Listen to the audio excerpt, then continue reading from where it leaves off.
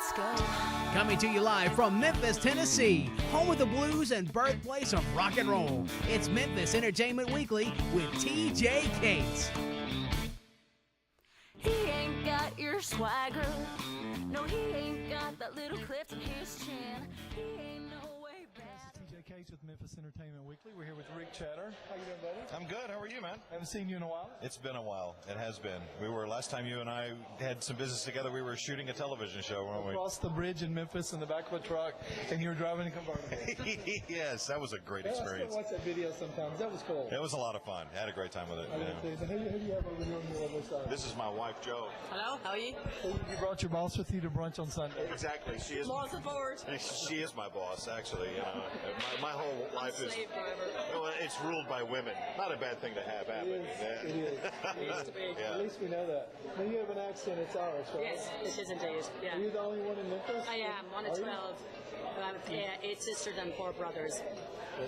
Yeah. So how did you find this place? Because I like it. We were looking for a place to eat, actually, and a friend of ours told us about it, and this is a great local diner, and we popped in, and boy, they were right.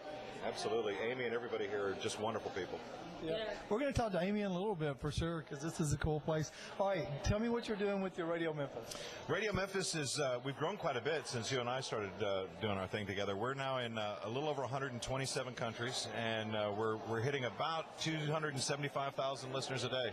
It's pretty big, dude. It's big. It's gotten really big, and we're really impressed with it. And we're starting to branch off into some other ideas too. I've launched a podcast back in February that now has like 27,000 Yeah, subscribers. that's good. Yeah, good. Thanks. I hope you like it. Good. I like the thing about podcasts where you can just be in your house, walk around, and you don't have to watch. That's right. But I like it when people watch because the cameras are really important. So. But it is good to be able to listen to like your podcast and some other people have them around. And It's a time waster for people that want to listen to it, and that's the beauty of it. It's a modern day talk radio.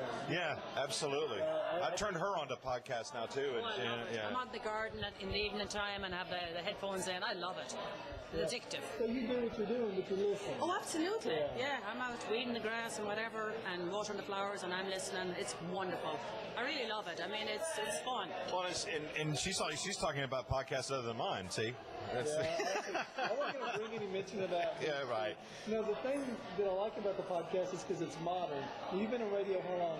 About 30 years, yeah.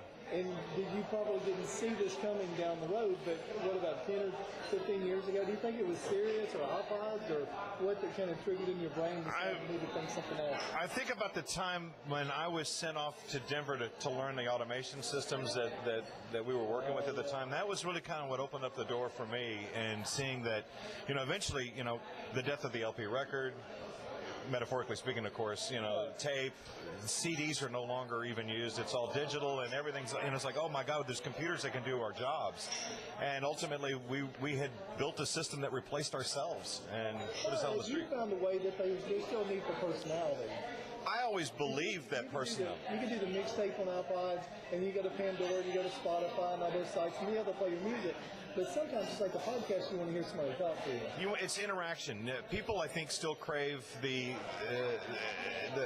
human voice. I think there's something to that. And by bringing that back, and I really haven't done anything new or different aside from just taking an old idea of radio like it was back when I started in the business and put it back into what it is, what it's supposed to be. I think it's pretty smart. Oh, yeah.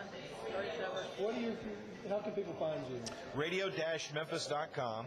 If you have a smartphone, like an iPhone or an Android, we have free apps. Just look for Radio Memphis in the App Store, and you're off and running. All right, man. That's cool. That's been TJ Cates with Memphis Entertainment Weekly. Ric Chetter. Thank you. And we're going to find him. We're going to put some links up on the site so you'll be able to find him. Let's go.